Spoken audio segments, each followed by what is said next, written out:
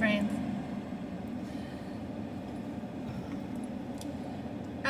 I've been stuck in Ephesians for a good, a week or better. I mean, Ephesians isn't a long book, right?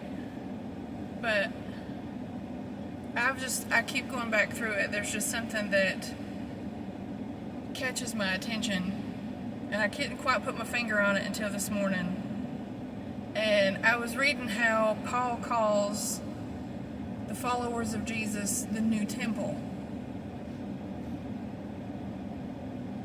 And I was sitting there, every time I've read through that verse, every time that I've read through that part, I always think to myself, wow, that is amazing. That is an amazing statement. Like, what an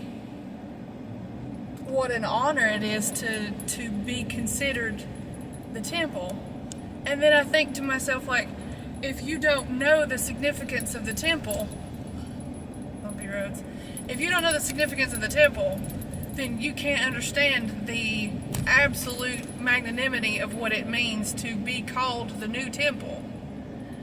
Like, there's so much of, like, my head spins, and I have an opinion of this.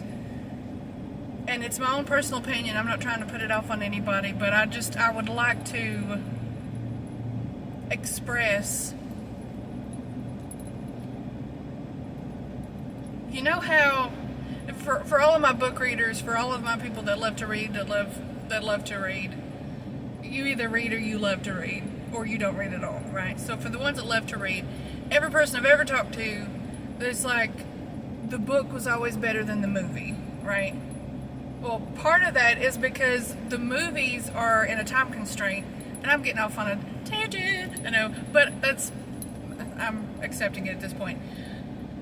The movie is always condensed into like an hour and a half. Like, you're never going to get all the detail in the movie that you would in the book.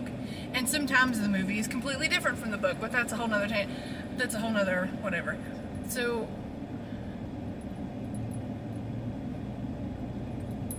you're only getting, in my opinion, from my own personal experience, okay, and I will stand on it. This is rang true for me, and it may for somebody else. If there's even a potential for you to get more of the story, then I want to offer it to you and see if it rings true for you too. Now, you're only gonna get the movie if you just stick to the New Testament. Now, don't get me wrong, the movie's amazing. Like, and I don't want to take away from the movie.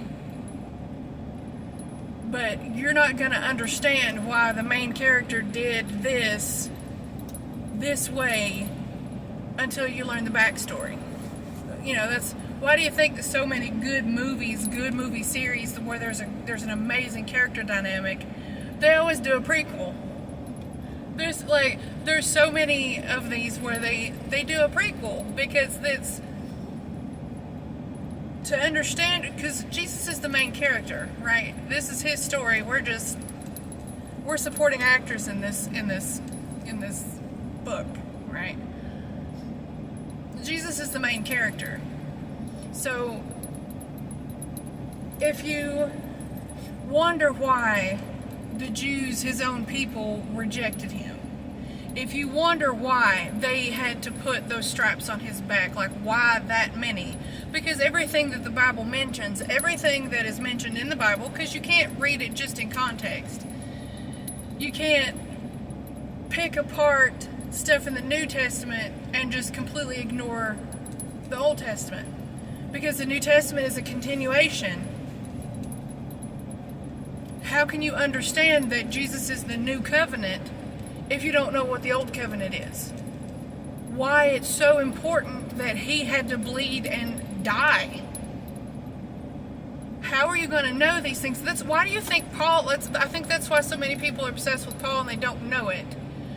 Because he was the perfect person to pick as an apostle. Like, he was the perfect person because he had the Hebrew background of the Old Testament. He knew and understood why Jesus had to do what he did. Jesus had to be rejected and killed by the Jews because Jesus had to fulfill every prophecy that was ever given about the Messiah. He had to be the one to do it all. That is how we know, that's part of how we know that Jesus is who he says he is. Because all of these things, according to the Word of God, which is all of it together, he fulfilled every prophecy, which meant that one of them was that he would be rejected by his own people.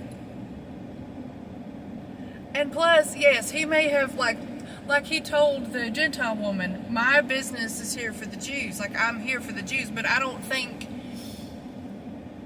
think this is one of those moments where, because that keeps popping up in front of me, like either on a Bible study or a conversation. Like, I've heard that specific story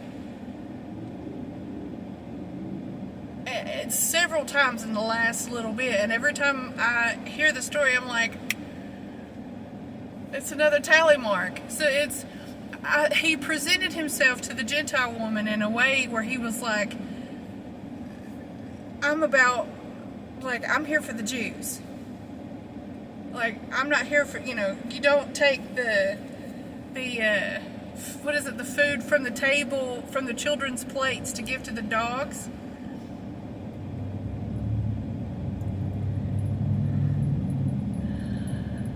It was a test of her faith, like of her response to saying, he was like, you've answered well, go on about your way.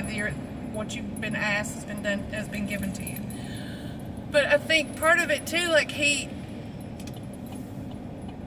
you gotta understand what's going on here. Like, he didn't come just for the Jews. He knew going into this what would happen, because he knew the Word. He knew all of the Word. He knew what the New Testament was going to be before it was written. It's so frustrating to me when I hear people talk about how just live in the New Testament because we're under the New Covenant. How can you know what that means? How can you understand what that entailed and why he had to go through what he went through if you don't? Because all of the prophecies of his coming, they're all in the Old Testament. How can you understand who he is and what he came to fulfill if you've never read it? I'm sorry, it always frustrates me. Like, obviously, we're not under, if you are under Jesus' blood, you're not under the Old Covenant laws that are binding. But you should know what those are so you can understand why it was such a big deal, why it's so important. It always throws me off because I hear that so often, and I think we are cheating. From my own perspective anyway, it's humid today, you can tell. There's so much of, it always kills me, it always frustrates me because I didn't fully understand who Jesus was until I dug into where he came from. And I think so much is true for all of us. Like, how can we understand ourselves if we don't know where we come from? Ask anybody who was raised without knowing their family. That there's all these questions, all these pieces, all these holes in the puzzle that are not filled because they don't know where they come from. They don't know their history. They don't know what they're susceptible to. They don't know what they're prone to, what they're tangent. It just, understanding that the whole point I was trying to make with all this, understanding that being called the temple, the new temple, when Paul calls the followers of Christ the new temple, the temple is where was God's space. It was where he lived, where he dwelled. It was the holiest of holies. The Mishkan, the temple, all of the work that was put in to make it. All of these things, like there's... us being called the temple tells us what the standard is for our bodies. The things that we put in and put out of it. And yes, obviously there's like things like diet and things like that. It's a preference rather than a requirement nowadays. And that's fine. I'm not taking that away. And Jesus should always be the focus.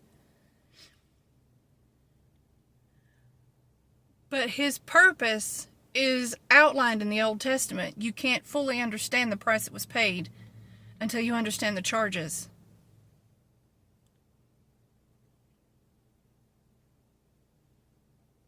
Just say it. Hope you guys have a beautiful day. There's messages all up in my phone, so I gotta go, but I love you guys.